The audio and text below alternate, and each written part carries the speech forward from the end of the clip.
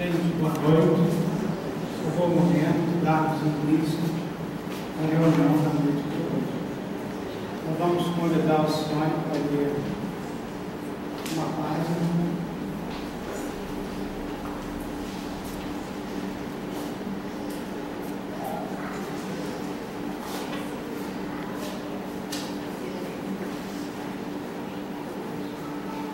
Materialismo.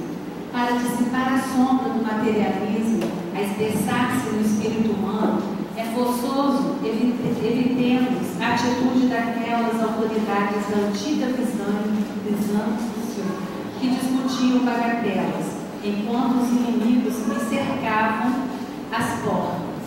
Reconhecendo a impossibilidade de vincular essa anomalia às raízes da ignorância, de vez que epicurista é invariavelmente alguém que se prevalece da cultura intelectual para extrair da existência o máximo de prazer com o esquecimento da responsabilidade. Interpretemos o materialismo como sendo enfermidade obscura, espécie de neoplasma da mente a degenerar nos mecanismos.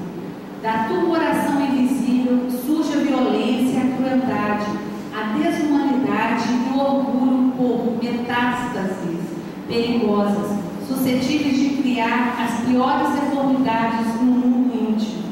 E tanto quanto a ciência médica ainda encontra dificuldades para definir a etiologia do câncer, surpreendemos de nossa parte os maiores entraves para explicar a causa de semelhante calamidade, porquanto, sendo a ideia de Deus imanente em todas as leis do universo, não é compreensível se isole voluntariamente a razão da sua origem divina.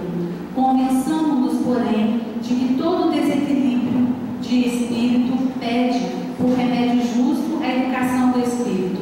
Veiculemos assim o livro nobre, estendamos a mensagem edificante, acendamos a luz dos nossos princípios nas colunas da imprensa, utilizemos a onda radiofônica, auxiliando o povo a pensar em termos de vida eterna. Relatemos as nossas experiências pessoais no caminho da fé, com o desassombro de quem se coloca acima dos preconceitos. Amparemos a infância e a juventude, para que não desfaleçam a míngua de assistência espiritual. Instruamos a mediunidade, aperfeiçoemos nossos próprios conhecimentos através da leitura construtiva e meditada.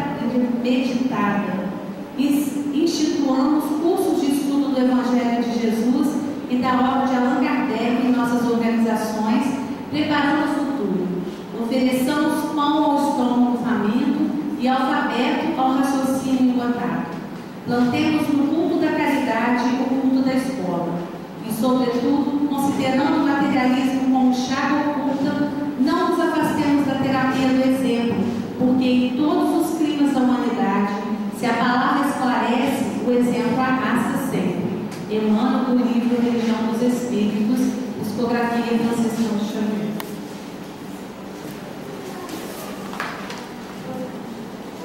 Nós vamos na prece. Senhor Jesus, divino e querido Mestre, nosso guia modelo, estamos aqui, Senhor, mais uma vez, reunidos em seu santo nome, pedindo, Senhor, por esse momento, onde nos encontramos nessa casa espírita, rogando ao Pai Celestial e também pedindo a todos os espirituais desta casa que possam estar aqui nos amparando e também amparando a nossa companheira que traz a palavra da noite de hoje. Também ampara nossos irmãos que aqui se encontram, quer encarnados e desencarnados. Que o Senhor fique conosco, nos abençoando, nos amparando, que assim seja. Bem, quem não conhece, é a Lúcia Figueiredo, não precisa na casa. Boa noite a todos. Não estava na programação eu estar aqui fazendo estudo, mas por motivos pessoais, de doença, Alcione não pôde estar aqui essa noite, então a gente vai tentar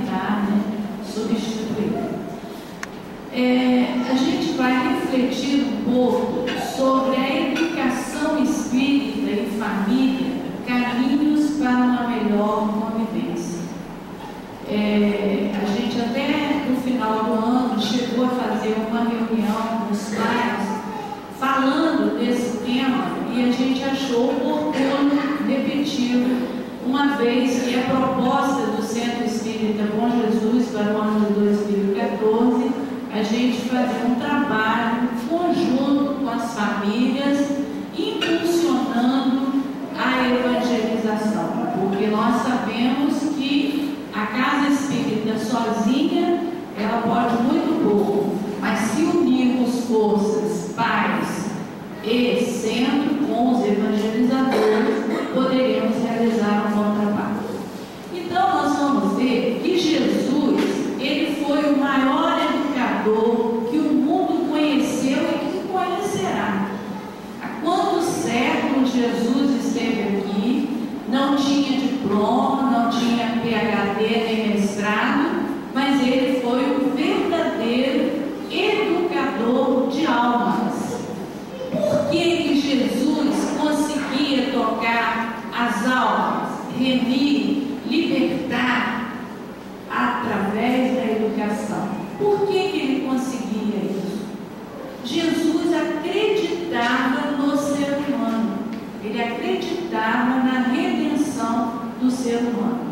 E nós humanos desistimos por qualquer coisa, né? Quando existe um filho mais rebelde, a tendência do pai é até afastar um pouco daquela criança ou achar difícil a sua educação.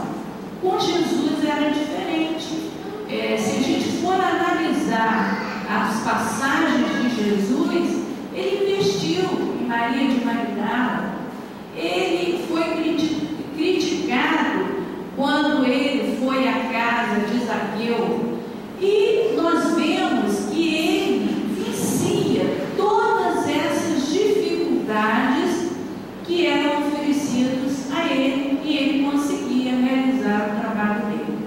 E aí nós vamos ver que ele, além de acreditar nisso, ele acordava o ser humano pela divindade que existe em cada um de nós, porque todos nós somos filhos de um mesmo Pai, todos nós somos centelhas divinas.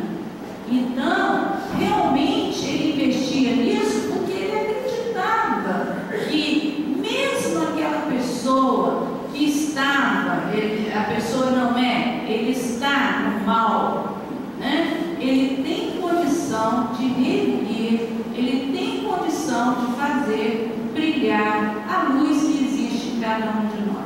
E é essa a proposta que a gente tem. Por quê? Porque a gente sente que na atualidade o mundo está tomando conta dos jovens e das crianças. A família está ficando para trás. A mídia, com o seu poder de manipulação, manipula a mente das pessoas, as propagandas, a internet.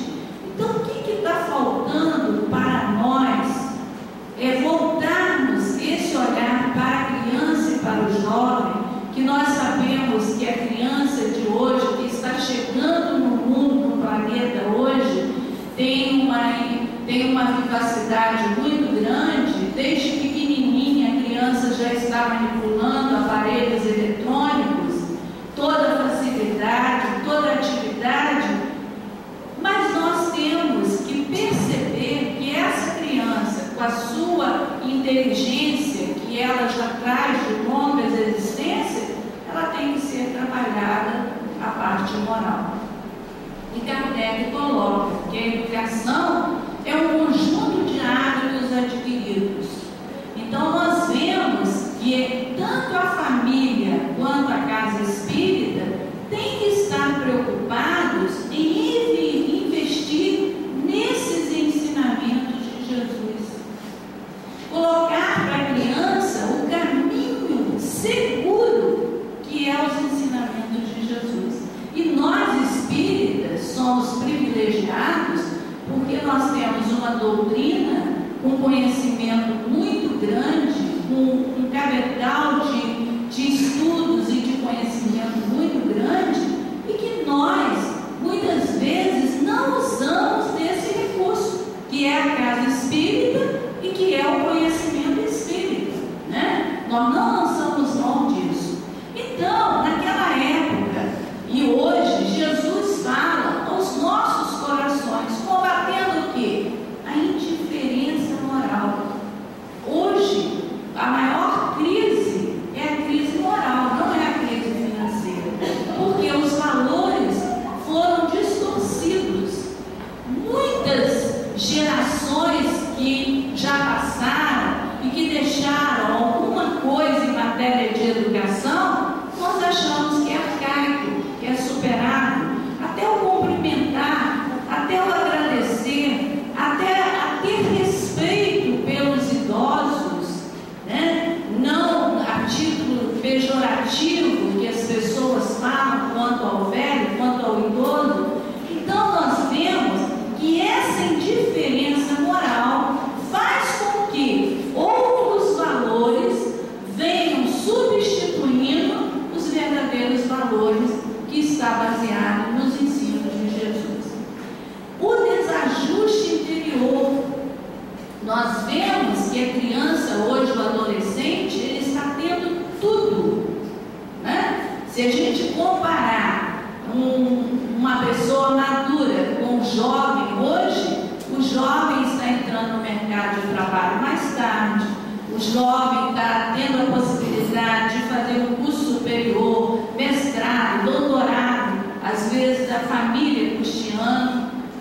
Há uns anos atrás, as pessoas faziam apenas o ensino médio e iam trabalhar para bancar a sua faculdade.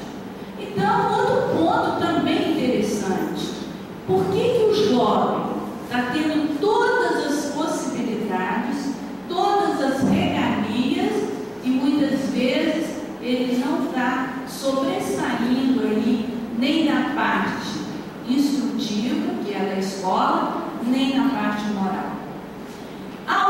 A falta de equilíbrio também, né? A gente observa que as pessoas, por carregar determinados conflitos em si mesmas, elas chegam ao desequilíbrio, né? Não se conhecem ainda, não tem condição de se conhecer tudo. Por a mínima coisa, o jovem hoje já acha uma coisa muito grande. Então, será que esse tipo de educação que está sendo fornecido pelas famílias seria o ideal? Porque nós viemos de uma geração que tivemos muito pouco, quase nada. Corremos atrás, batalhamos.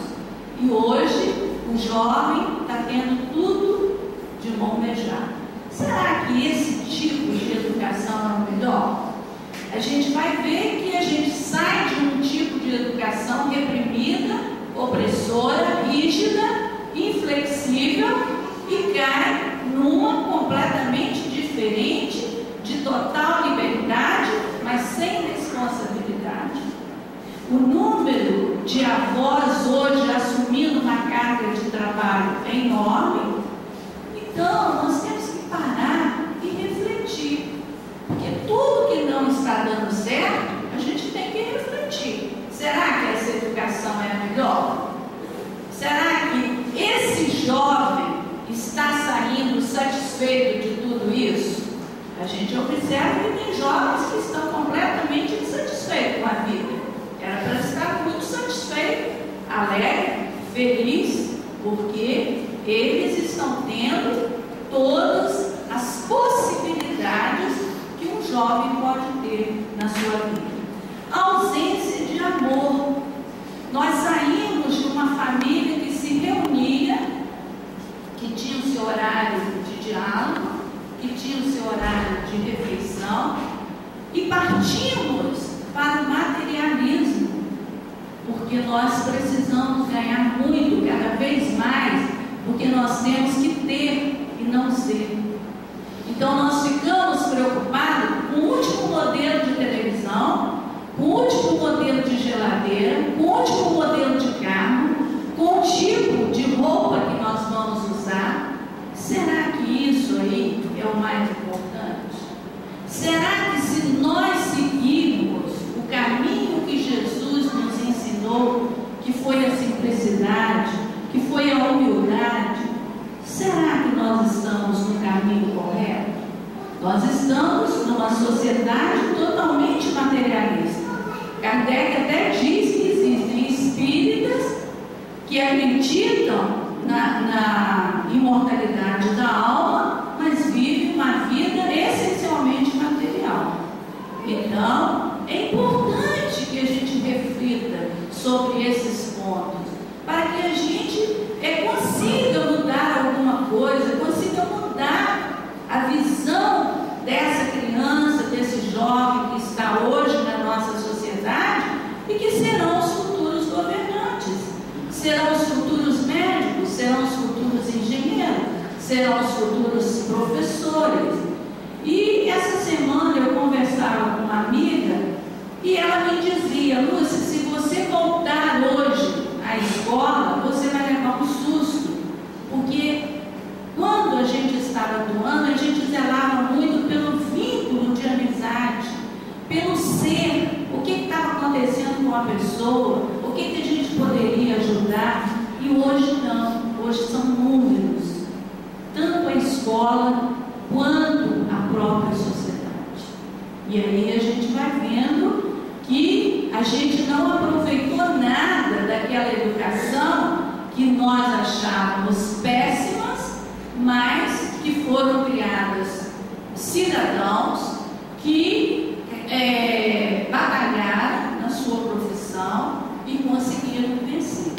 Então, a gente sabe que de uma geração para outra, nós não podemos jogar todos os valores na lata de lixo. Nós temos que adequar, nós temos que usar o equilíbrio, nem tanto nem tão pouco. Nós saímos de uma educação totalmente repressora e fomos para uma que tudo é admissível, que tudo é normal, que tudo pode acontecer, porque todo mundo faz, então meu filho também vai fazer. Então, é importante que a gente reflita sobre esses pontos, porque às vezes hoje nós estamos sorrindo para o filho, para o sobrinho, achando lindo e maravilhoso, e daqui mais um tempo nós vamos chorar, porque não soubemos educar aquele ser humano que estava na tutela de seus pais. A ausência de amor, o egoísmo, o orgulho, né? Nós vivemos uma sociedade que a pessoa está vivendo só para ele, né? Só para ele. O excesso de tecnologia, as pessoas não têm tempo para olhar nos olhos do outro, para conversar, para dividir problemas, para dividir sentimentos, para saber o que o outro está sentindo, o que o outro está precisando. Então a gente observa que viver é fácil, mas e conviver dentro do lar? Será que eu estou preocupado em dar tudo de material para o outro? Ou eu estou preocupado em cultivar o sentimento do outro para que eu possa conviver de uma forma harmônica naquele lar que nós somos destinados a pertencer? Se é verdade que estamos pouco a pouco nos transformando, essa transformação é tão lenta, quase imperceptível, de um ponto de vista coletivo.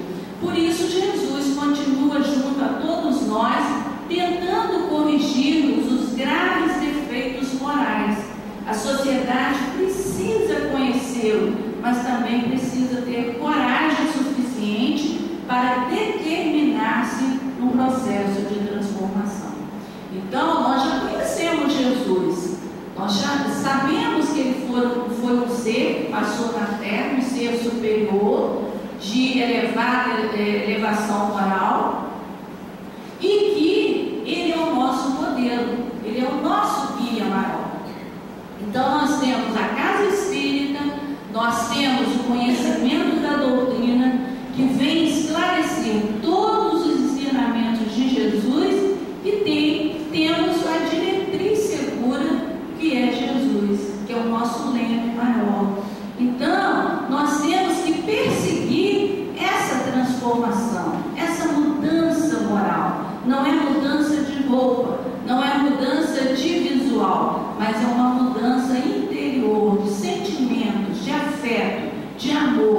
nós estamos necessitando.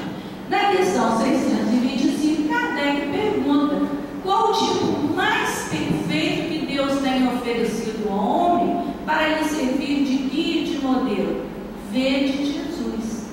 Então, se Jesus é o nosso modelo, o que nós estamos fazendo em relação a essa transformação moral, a essa mudança de atitudes, de pensamentos, de palavras?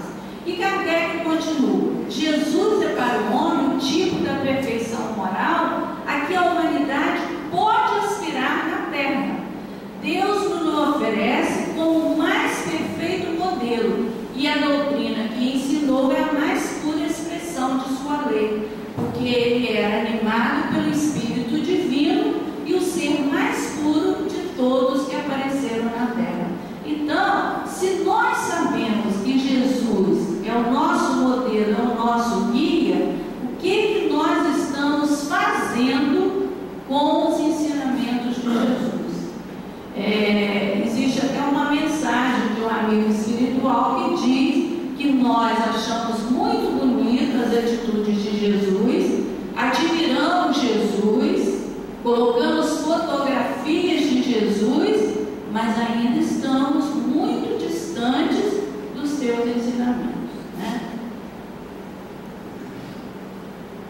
Então nós vamos recordar Jesus em todos os dias, em todas as horas, né? Não apenas pela sua mensagem cristã, não apenas pelo seu comportamento diante da vida, não apenas por ele nos servir de modelo, acima de tudo, por representar para nós o elo de ligação direta com Deus, que é o Pai, né? Ninguém chega ao Pai sem que antes passe por mim. Então, Jesus é o nosso modelo.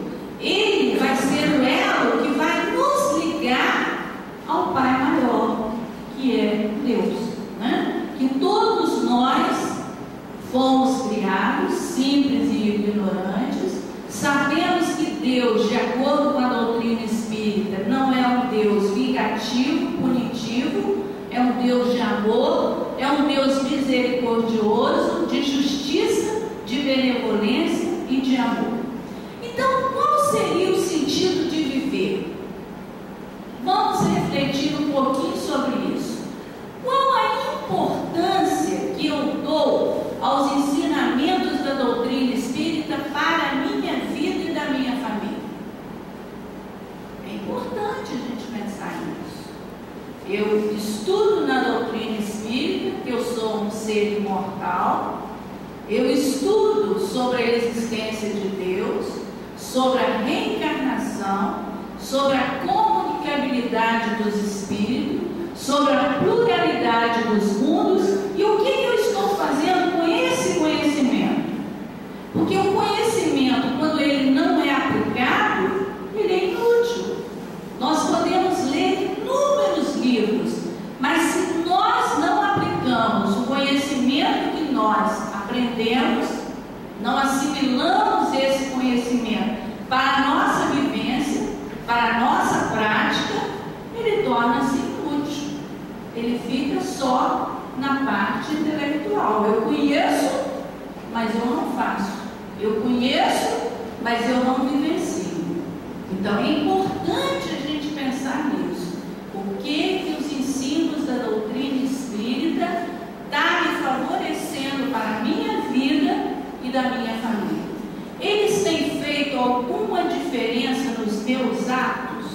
O que eu aprendo dentro da doutrina, eu estou levando para o meu comportamento, para as minhas atitudes, para o meu pensar, para o meu falar, para o meu agir? O que está acontecendo do conhecimento que eu tenho com os atos que eu vivencio? A doutrina espírita impulsiona o progresso da humanidade através da reformulação das ideias. Mas para fazermos parte desse processo, é preciso que tenhamos a certeza de que os seus conceitos dão diretrizes seguras para as nossas vidas, aprendendo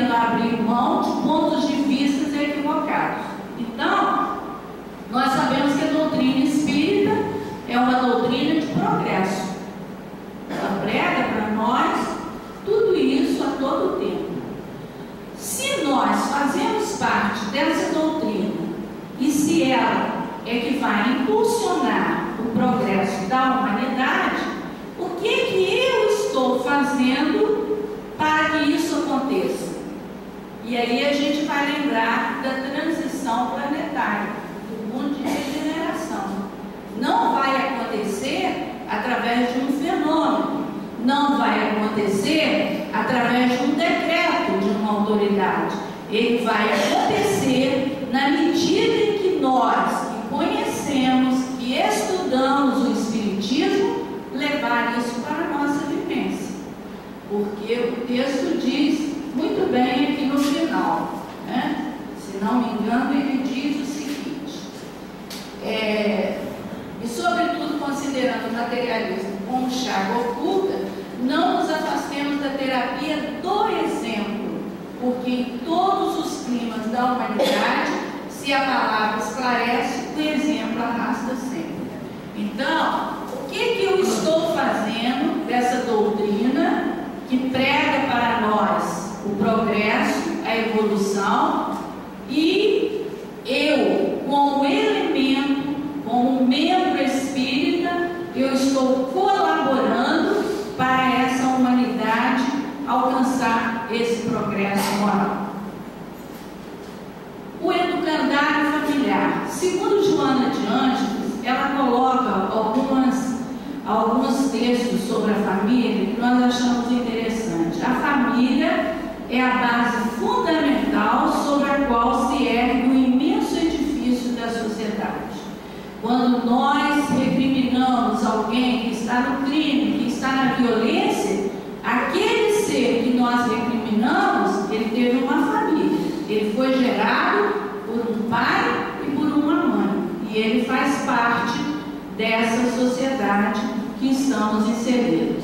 É o resultado do largo processo evolutivo do espírito na extensa trajetória vencida por meio das sucessivas reencarnações. Nós sabemos que nós não estamos na família errada, nós estamos com quem necessitamos, né? Nós somos atraídos por espíritos semelhantes, segundo Leon Denis. Nós temos afinidade com as pessoas que estão na mesma família. Então é esse processo evolutivo que nós vamos, através das existências sucessivas, nos aprimorar, uns ajudando os outros dentro do círculo familiar, né? É o alicerce sobre o qual a sociedade se edifica, sendo o primeiro educandário do espírito, onde são aprimoradas faculdades que desarmam os recursos que lhe dormem latente. Então, a família é o alicerce, ela é a célula mãe da sociedade, porque a primeira mini sociedade que nós participamos é a família, né? E a família hoje ela passa por uma série de mudanças, né? Principalmente pessoas que casam a segunda vez, que vêm outros elementos e que formam ali um grupo de pessoas dentro daquela família. Então nós vamos ver que é um educandário, mas é um educandário não igual à escola pública ou particular que nós estudamos. É uma escola de almas, onde vai prevalecer o sentimento. Se nós estamos reunidos ali com aquelas pessoas que nós achamos difíceis ou não, que poderão ter afinidades ou não, nós sabemos que não é por um acaso que estamos juntos ali no mesmo círculo familiar, né? E muitas vezes nós nos damos muito melhor com um amigo lá fora do que aquela pessoa que é do nosso grupo consanguíneo. Nós sabemos que na família são espíritos, às vezes desajustados, que não são afins, mas que estão ali com o objetivo de trabalhar o sentimento maior do amor. E aí a gente vai ver a misericórdia de Deus. Será que se nós não tivéssemos dentro dessa família, nós teríamos condição de amar aqueles companheiros que estão ali juntos? logicamente que seria mais difícil. Então a gente vem com parentesco corporal, né, do mesmo sangue, para nós termos a capacidade de amar aquelas pessoas. E Joana de Ângeles ela coloca, é a escola de bênçãos, onde se aprende os deveres fundamentais para uma vida feliz. E sem apoio fenece os ideais, desfalece as aspirações, enrijece as resistências morais. Então nós vamos ver que Emmanuel também fala que a família é a primeira e mais importante escola da nossa vida. E aí, muitas vezes, a gente observa pessoas reclamando da criação do pai, da mãe. A gente observa que os pais aqui da terra, eles dão o que é de melhor, porque eles também provavelmente não receberam uma criação adequada do jeito que nós gostaríamos. Então nós temos que entender que o pai e a mãe, primeiro, que não são seres perfeitos. Segundo, que o pai e a mãe aqui da terra, eles fazem o melhor. A gente observa pais que renunciam a sua vida praticamente toda em favor do filho. Então nós temos que observar essa circunstância, porque muitas vezes os conflitos dentro do lar são porque o filho às vezes não concorda com o que o pai e a mãe falam, ou acreditam, ou dizem. Então nós temos que entender que aquele pai e aquela mãe, eles fazem o que é possível, dentro da possibilidade deles. E por quais laços estamos ligados na família? Os pais do mundo, admitidos às Assembleias de Jesus, precisam compreender a complexidade e a grandeza do trabalho que lhe assiste. É natural que se interessem pelo mundo, pelos acontecimentos vulgares. Todavia é imprescindível não perder de vista que o lar é o mundo essencial, onde se deve atender aos desígnios divinos no tocante aos serviços mais importantes que foram conferidos. Os filhos são as obras preciosas que o Senhor lhe confia às mãos, solicitando-lhe cooperação amorosa e eficiente. Então nós sabemos que a maternidade e a paternidade é uma missão aqui na Terra. Se o pai procurou orientar o seu filho da melhor maneira possível e ele não conseguiu, ele cumpriu a sua tarefa, né? Ele fez a parte dele. É uma missão e os pais não poderão fugir dessa missão. É uma missão grandiosa, complexa e de grande trabalho para quem pretende realmente educar aquela pessoa que está sob a tutela do pai. E aí a gente nem vai ler não, a gente vai citar aquele texto do Evangelho de Mateus 12, 46 e 50, que Jesus estava reunido, né? E sua mãe e seus irmãos chegaram. E ali o povo estava sentado ao seu redor e disseram a Jesus: tua mãe e teus irmãos estão lá fora e te chamam. Mas ele lhe respondeu: quem é minha mãe? Quem são meus irmãos? Naquela época, né, as pessoas não entenderam o que Jesus queria dizer com isso. Acharam até que Jesus estava desprezando a sua família consanguínea. Mas ele estava querendo dizer que a sua mãe e os seus irmãos eram todo aquele que faz a vontade de Deus. Esse é o meu irmão, esse é a minha mãe. Então aí nós vamos para o Evangelho novamente, que fala sobre as duas espécies de família: as famílias pelos laços espirituais e as famílias pelos laços corporais. O pai, ele fornece a parte genética física, mas o espírito, você não sabe, aquele espírito que está renascendo ali no seu lar. E é isso aí que a gente chama atenção para que os pais observem a tendência daquela criança. Quais são as suas tendências? Existem crianças que já nascem desde pequenininha, já são solidárias, já são cooperativas com o outro. Tem outras que já são agressivas. E muitas vezes, pelo tumulto da vida, pela pressa da vida, as pessoas não conseguem observar e perceber aquele tipo de espírito que está reencarnado ali. E aí a educação se dá. Quando chega na idade da adolescência, da juventude, os pais às vezes levam um susto. Mas meu filho é assim? Leva um susto. Mas será que nós espíritas podemos levar esse susto? Claro que não. Nós não sabemos o tipo de espírito que está ali. Pode ser um espírito mais rebelde, como pode ser um espírito mais dócil, que veio para colaborar, que veio para ajudar, ou para ser ajudado, né? E nessa hora, o que acontece? Sempre aquele que é bonzinho é que é o destaque. Aquele que é problema, é problemático mesmo.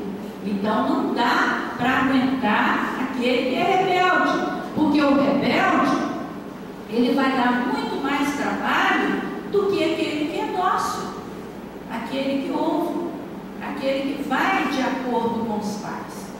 E aí, nós espíritas temos que perceber isso, temos que perceber, né? Para que a gente possa educar a alma daquele espírito imortal que está ali. Como que nós vamos, de acordo com Jesus, que é o nosso educador maior, educar essa alma? Acreditando que é possível ele passar por uma transformação. Mas para eu educar essa alma, para que ele adquira esse sentimento que eu desejo, eu tenho também que fazer a minha parte no sentimento. E aí o que acontece? São espíritos que não têm afinidades. Então o que um fala já repele o outro, né? E às vezes a gente não percebe o trabalho que tem que ser feito com aquela alma. E aí a gente volta lá em Jesus, lembrando que Jesus investia nessas pessoas difíceis. Mas ele investia como? Castigando? Julgando? Dando castigo? Não. Ele usava do seu sentimento. E ele acreditava e conseguia realizar o trabalho que ele desejava, né?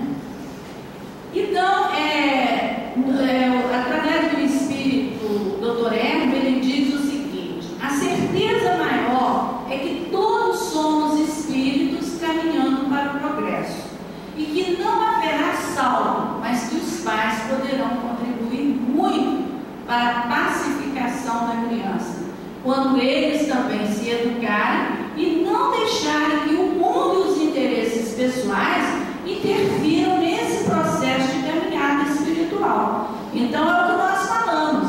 Se nós temos uma diretriz segura, que é Jesus, e nós sabemos o que nós desejamos para aquela pessoa, que é alcançar a sua vida espiritual, nós vamos respeitá-la e vamos tratar com sentimento, como Jesus tratava naquela época as pessoas que ele atendia e também os seus discípulos. E aí nós vamos ver que quando ele diz o seguinte: não deixar que o homem, que o mundo e os interesses pessoais interfiram nesse processo de caminhada espiritual, é que a gente vê que a própria mídia, o avanço tecnológico toma conta da vida das pessoas. E aí o que acontece? Acontece o individualismo. Nós saímos de uma solidariedade não tinha as famílias que tinham horário de almoço, que reuniam, que conversavam, que solucionavam os problemas juntos. Hoje é mais individual, né? A vida corrida impôs muitos trabalhos, impôs a condição financeira de correr atrás do material, que muitas vezes poderá ser até um prejuízo, porque uma coisa é você ter tempo. Aí, a gente não está condenando as pessoas que trabalham muito. Você pode ter o mínimo de tempo com a pessoa e ser de qualidade. E pode ter inúmeras horas durante o dia e ser uma educação de péssima qualidade. O que vale é o diálogo, é o entrosamento de pai com filho. Para educar, é preciso conscientizar-se de que é um espírito imortal. Primeira coisa, é um espírito que você não sabe as reminiscências daquele ser e que pode ser um espírito rebelde, como pode ser um espírito mais dócil. Pode ser um espírito mais evoluído do que o pai, mas pode ser um espírito que venha uma série de problemáticas, de conflitos que deverão ser trabalhados. Saber o valor da reencarnação, a possibilidade daquela encarnação, que o objetivo da encarnação é o aperfeiçoamento moral do ser. Então, dá valor a essa oportunidade. Em poucas palavras, mas exprimindo bem o sentimento por aquela pessoa. E ter os conceitos básicos da doutrina espírita e essa convicção. Então, no início da nossa fala, nós falávamos da importância da doutrina espírita, que está às nossas mãos. Todo o conhecimento, toda a estrutura de um centro espírita para receber as crianças, para educar as crianças, mas o centro não vai fazer isso sozinho. Ele só pode realizar esse trabalho na medida em que a família também estiver envolvida nesse trabalho. A fim de seguirmos tal orientação, precisamos valorizar a casa espírita em nossa vivência diária, pois é nela que encontramos os recursos e os conceitos para o aprendizado junto às relações familiares. Então, é no centro que você vai encontrar alternativa. Se é um problema obsessivo, que peça o centro que faça uma reunião, uma irradiação, que passe por um passe, que passe por um atendimento fraterno, que conheça aquela pessoa que está lidando com seu filho, porque ela vai ter uma diretriz, ela vai saber algumas características que às vezes é desconhecida para o pai, mas é conhecido dentro do centro espírita. Então, há muitas possibilidades da gente trabalhar a mente, tanto da criança quanto do jovem, para que essas crianças e esses jovens possam ser verdadeiros cidadãos nesse momento que o planeta passa de tanta mudança e aproveitando essa oportunidade de ver essas crianças, esses adolescentes com todos esses potenciais. O Evangelho nos fala também. Desde pequenina, a criança manifesta seus instintos bons ou maus, que traz de existências anteriores. É preciso que os pais se dediquem a estudá-los. Então, é a observação, perceber quais as inclinações daquela criança, quais as tendências. Tem crianças que têm tendências excessivas com armas. Tem crianças que têm tendências excessivas em praticar o mal, né? Então, os pais, eles têm que estar atentos para ele trabalhar todos esses pontos que foram observados. Todos os males têm seu princípio no egoísmo e no orgulho. Observai, pois, os menores sinais que possam revelar o germe desses vícios e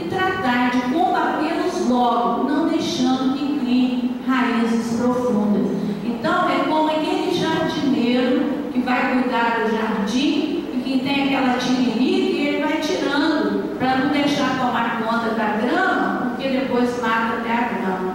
Assim também é o ser humano. À medida em que você descobre aquela tendência, que você retire, que você procure conversar, procure transformar aquele ser humano, mostrando o outro lado da vida, mostrando que o sentimento maior é que vai valer para a sua vida futura.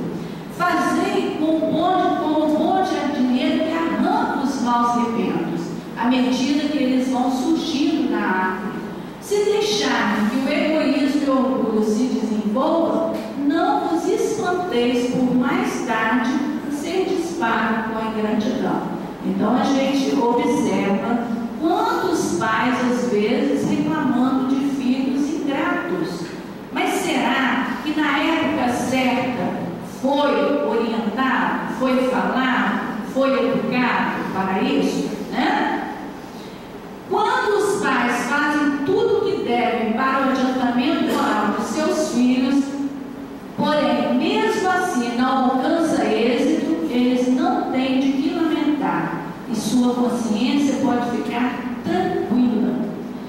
Quanto à tristeza bem natural que eles sentem pelo fracasso dos seus esforços, Deus lhe reserva uma imensa consolação, pela certeza de que se trata apenas de um atraso, de que em outra existência lhe será permitido acabar a obra começada nesta, e de que um dia o filho ingrato os recompensará com seu amor.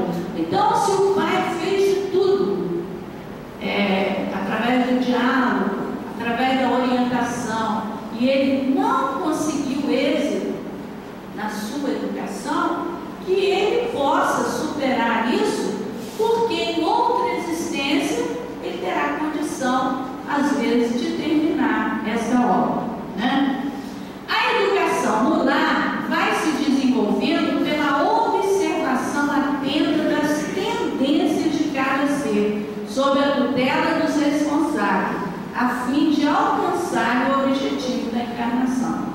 Então, a gente não pode deixar que a criança cresça, chega aos 15, 16 anos para educar, né? A educação vem antes que a criança nasça. No período da gestação, você já emitindo vibrações e pensamentos amorosos para aquela criança. E ao longo da sua existência, esse trabalho educativo de observação, de percepção daquele ser imortal. Então, compromisso familiar. Assumir compromissos na paternidade, na maternidade, constitui engrandecimento do espírito, sempre que o homem e a mulher compreendam o caráter divino. Então, nós sabemos que a família é um projeto de Deus. A maternidade e a paternidade é uma missão. Então, nós temos que entender o caráter divino que constitui essa missão na vida das pessoas. Infelizmente, o planeta ainda apresenta enorme percentagem de criaturas mal avisadas relativamente a esses sublimes atributos. Quem fala isso é Emmanuel. Às vezes a pessoa não está preparada para essa missão da maternidade ou da paternidade e não consegue fazer com que aquele ser humano possa vencer nas suas dificuldades, principalmente nos vícios que traz de outras existências. A comunicação entre os familiares, na maioria das vezes, se complica devido ao comportamento adotado no lar, privilegiando sentimentos menos dignos, como o egoísmo, a vaidade e o orgulho. Nós sabemos que na família é o ponto em que nós temos que trabalhar tudo isso, o equilíbrio, a harmonia, né? Um ajudando o outro, porque são espíritos que estão ali, que foram com planejamento, com uma programação, encarnar nessa existência no planeta Terra, junto àqueles